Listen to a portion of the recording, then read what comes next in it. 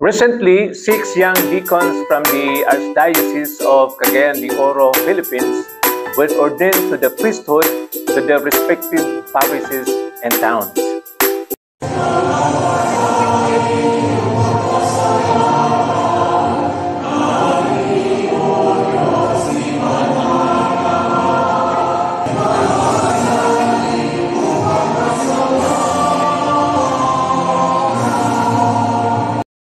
Reverend Abelardo Rojas Cabillan II, St. Francis Xavier Parish in Initaw, Misamis Oriental. Reverend Jason Agbo Fasciol, Our Lady of Consolation in Opol, Misamis Oriental. Reverend Joshua Alonto Lamayo, Immaculate Conception Parish in Hasaan, Misamis Oriental. Reverend John Ri Dagimal Continias, Immaculate Conception Parish in Hasaan, Misamis Oriental. Reverend J.C. John Tacarda Tapungot, Immaculate Conception Parish in Hasaan, Misamis Oriental. And Reverend Marlon Paurom Harden, Immaculate Conception in Hasaan, Misamis Oriental.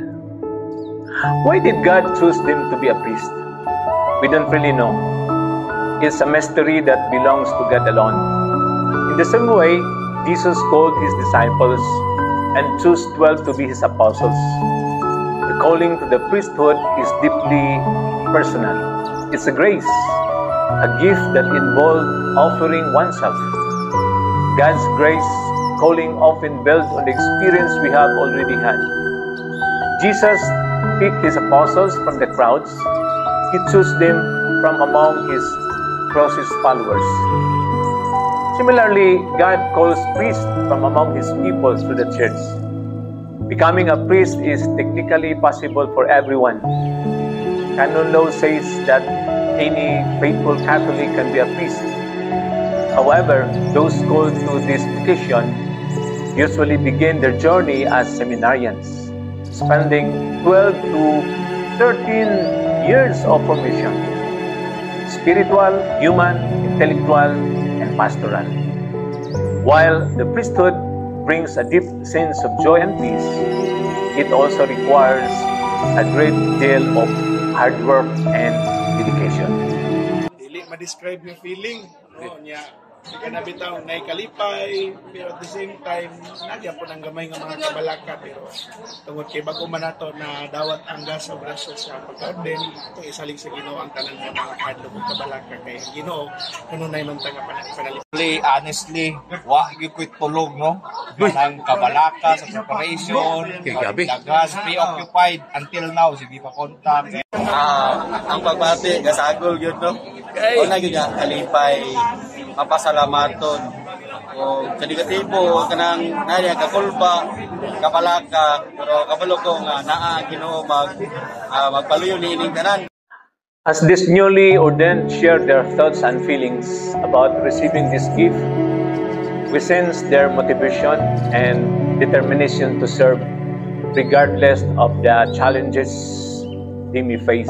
It's clear that their journey is not just about learning, but about truly living their faith with a profound sense of happiness. Isagol kayo ako magbati, kalipay, sa gasa nga ako nadawat, pero naapod ang kakulba tungod kay sayod ako nga lisod ang responsibilidad nga gisangon sa mga pari. Pero naay akong pagbati nga ang Ginoo maguban kanako kanunay. Wa naman maka ano? Tiyo sabot. Mixed feelings. Wow. Excitement, kalipay, pasalamat, mapasalamaton sa grasya sa Ginoo. We look forward to the hearing from them because a true priest is someone who finds joy in both what they love and how they live. Watching their ordination, do you feel the same happiness? Let's remember that happiness comes from how we choose to live our lives. Our prayers for these new priests are that as they begin their ministry, they remain humble and focused on what truly matters, living simply and with purpose. May they continue to dream, to reach for their vision that align with the vision of the Archdiocese. We pray they become not just priests, but good and holy priests, compassionate, empathic, and always connected with others. This will only happen if they keep listening to the Word of God. Let us offer a prayer for vocation to the priesthood. Prayer for priestly vocation. Let us pray. O God, Father of all mercies, provider of a bountiful harvest, send your grace upon those you have called to gather the fruits of your labor. Strengthen and sustain them in their lifelong service to you. Open the hearts of your children to discern your holy will. Inspire in them a love and desire to serve others. In the name of your Son, Jesus Christ. Teach all your faithful to follow their unique paths in life, guided by your divine word and truth. Through the intercession of the Most Blessed Virgin Mary and all the angels and the saints, hear our prayers and grant the needs of your church through Christ our Lord. Amen. As priests, we are creatures of the Holy Spirit to glorify the Lord. Picture. Video ni ka, gamay lang ako.